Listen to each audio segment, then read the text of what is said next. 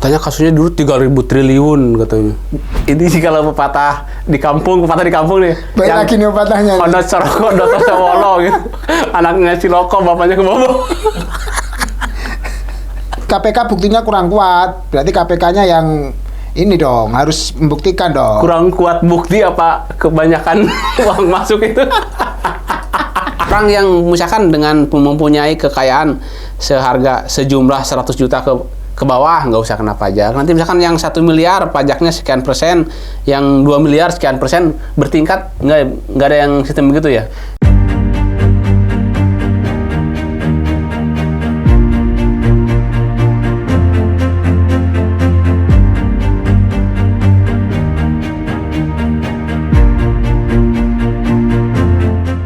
Assalamualaikum warahmatullahi wabarakatuh. Waalaikumsalam warahmatullahi wabarakatuh. Jumpa kembali dengan kami di Dupa Dunia Pajak. Masih di Lapak Pajak. Kita akan berbincang-bincang seperti biasa. Lapak pajak apa itu lapak pajak? Lapak pajak apa itu? Ini nama baru ini. Lapak pajak. Kita akan bahas pajak-pajak.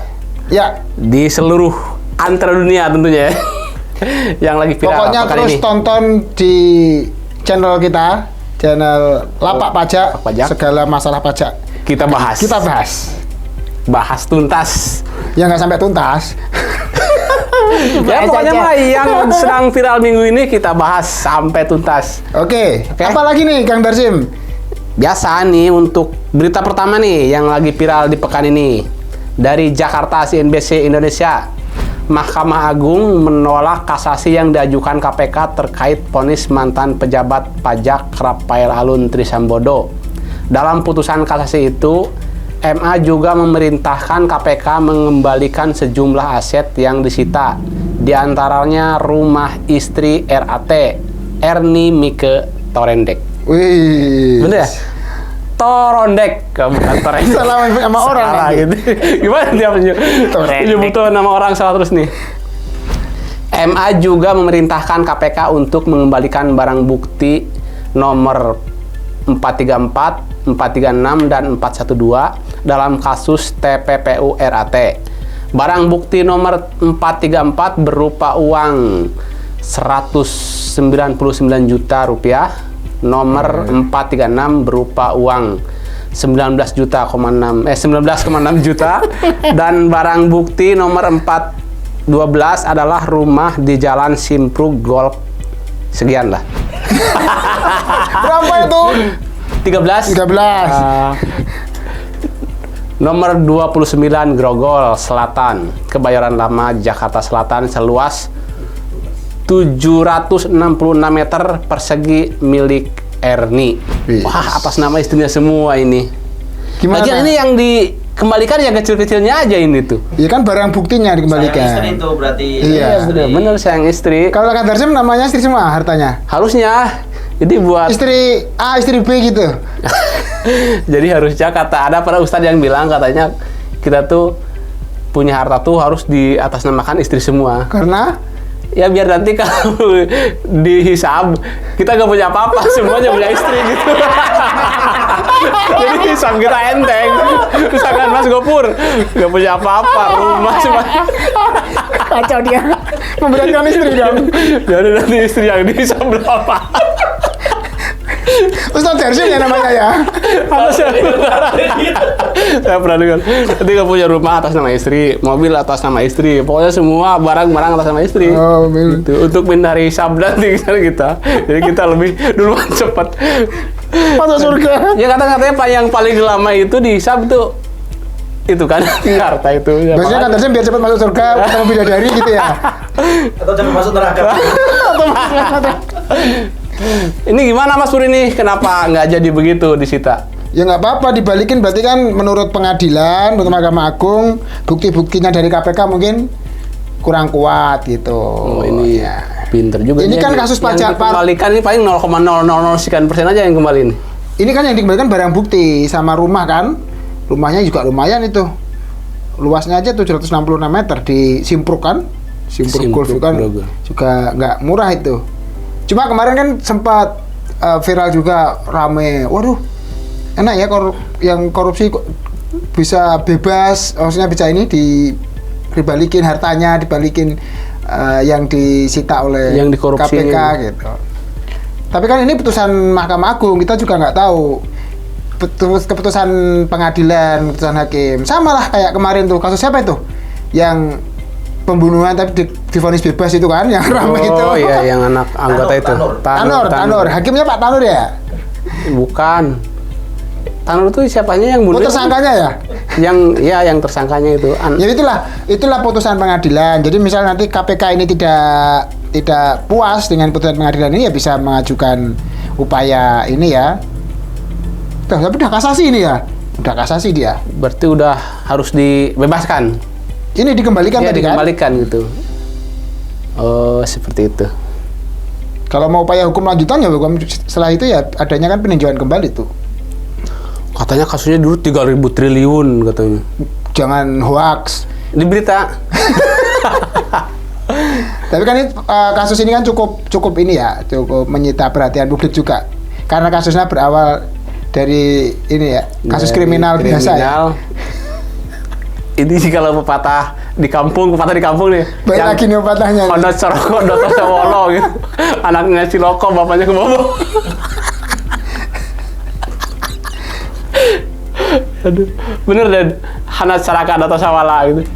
Anak kecelakaan, bapaknya ke bawah gitu. Iya bisa jadi, karena kan bapaknya yang ikut-ikut terseret kan kasus pajak ini. Tapi kan sebenarnya arti dari Hana Saraka itu bukan itu sebenarnya. Bukan, itu kan huruf. Oke, berikutnya Mas Pur. Itu tadi berarti itu Kang Darsim gimana perasaannya? Ada nggak puas itu, harusnya udah sita aja. Katanya ada koruptor mau dimiskinkan. Ini malah dikembalikan. Iya itu tadi berarti KPK buktinya kurang kuat. Berarti KPK-nya yang ini dong harus membuktikan dong. Kurang kuat bukti apa kebanyakan uang masuk itu? Aduh, saya nggak tahu, bukan saya yang ngomong dia. Oke, berikutnya itu udah tadi berarti itu udah positif ya, Mahkamah Agung ya. Jadi RAT udah divonis berarti udah. Itu kan putusannya yang tadi kan tentang kasasi itu kan minta beberapa hal, termasuk salah satunya rumahnya dikembalikan yang waktu itu kan disita sama KPK karena kan. Tidak terlibat dengan ya mungkin menurut hakimnya bahwa itu tidak termasuk dalam hasil dari tindak pidananya itu. Iya. Gitu. Cuma kan ya tadi ketika menurut KPK ini merupakan tindak pidana dari hasil tindak pidana korupsi, kalau dari menurut kacamata pengadilan bukan, ya memang harus ini ya buktinya berarti kan yang perlu di ini. Kalau masalah ada apa namanya bocor sana sini kan kita nggak tahu. Yang penting yang jelas keputusan MA seperti itu ya. Seperti itu. Oke, berikutnya Mas Pur. Yuk, apa lagi beritanya Kang? Negara G20 mau terapkan pajak 2% untuk orang kaya di Indonesia. Kenapa 2% sih? Aduh. Baca dulu beritanya. Ini dari 2% dari nilai kenapa apa 2% itu? Nih, bisnis.com Jakarta. Negara yang tergabung dalam G20 tengah mendiskusikan penerapan pajak kepada orang-orang super kaya di dunia dengan tarif 2%. Dalam pertemuan Menteri Keuangan dan Gubernur Bank Sentral di Sao Paulo, Brazil yang digelar pekan ini. Menunggu keputusan yang akan dicantumkan dalam komunik tersebut. Gimana ya? Komunikasi maksudnya? Komunikasi tersebut, Menteri Koordinator Bidang Perekonomian Airlangga Hartarto menyampaikan, Indonesia telah memiliki kebijakan tersendiri terkait pajak orang kaya. Oh, apa ya? Apa maksudnya? Itu kan ini apa? Dibahas dalam forum itu tuh FMCBG itu. FMCBG. Ayo apa itu? Itu ya. Okay. Finance Minister, Central Bank, Gubernur. Ya iya itu. Kayaknya itulah. Tadi saya mau bilang begitu. Jadi negara-negara yang tergabung dalam G20 itu mau menerapkan pajak untuk orang kaya yang mungkin kemarin waktu sempat di debat Pilpres itu ini ya sempat 100 mengemuka ya. Kalau di kita kan 100 orang kaya gitu kan. Pajak orang kaya gitu. Pajak orang kaya. Nah, itu tadi sempat disampaikan Pak Menko Perekonomian Pak Erlangga itu menyatakan bahwa Indonesia sudah punya kebijakan sendiri. Nah, kebijakannya di Indonesia kalau pajak untuk orang kaya, dan sebenarnya kan pajak itu ini ya dikenakan kepada orang pribadi maupun badan usaha yang memang memiliki penghasilan atau memiliki keuntungan laba lah dalam usahanya. Kalau orang pribadi ya atas penghasilannya.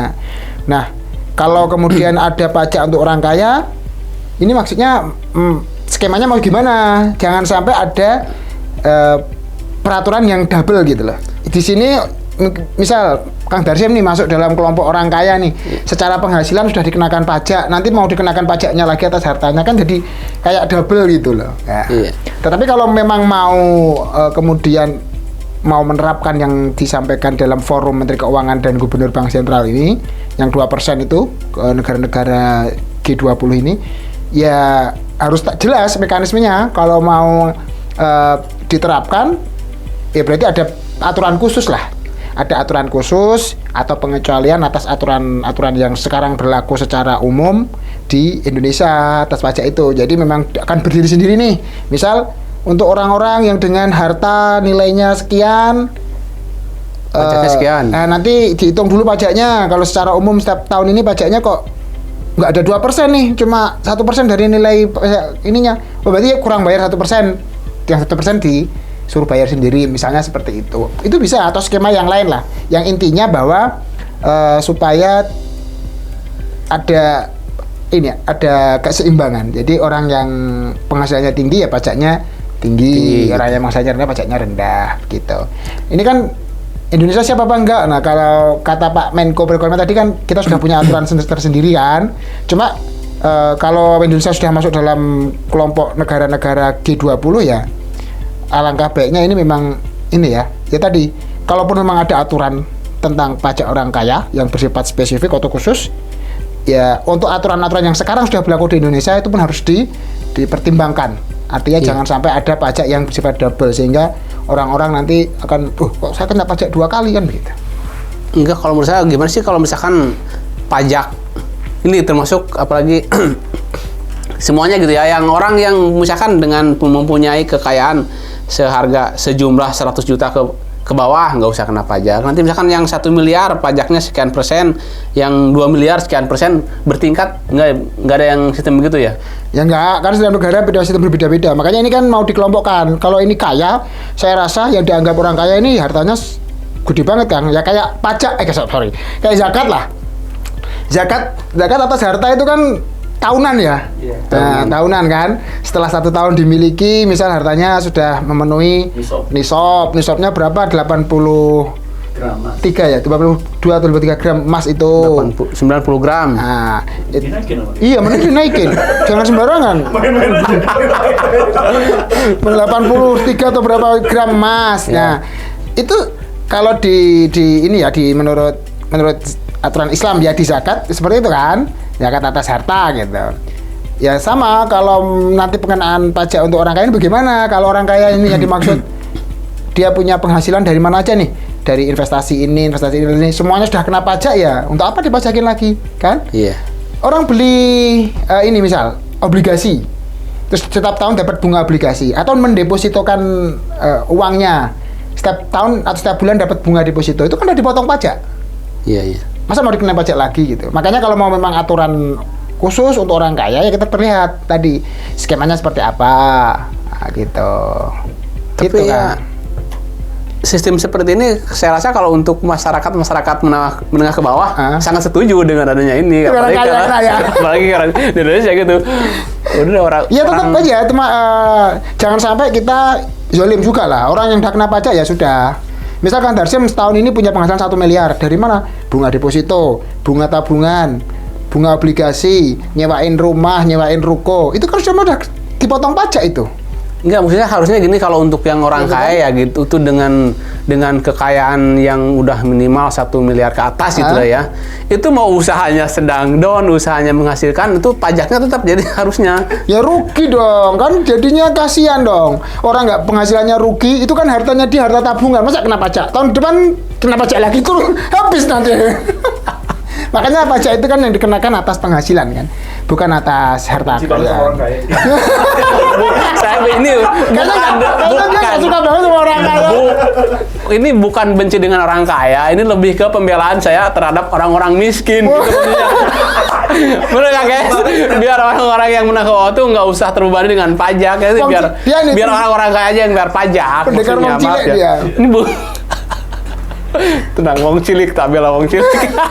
Begitu Kang. Jadi nggak apa-apa kalaupun nanti mau orang disebutnya orang kaya, kan harus tahu orang jelas lah ukuran kaya itu berapa jumlah harta dia kan. Iya. Nah, jadi saya rasa di forum negara-negara yang tergabung dalam G20 ini ya harus jelas juga skemanya seperti apa, kemudian nanti pengenaannya bagaimana.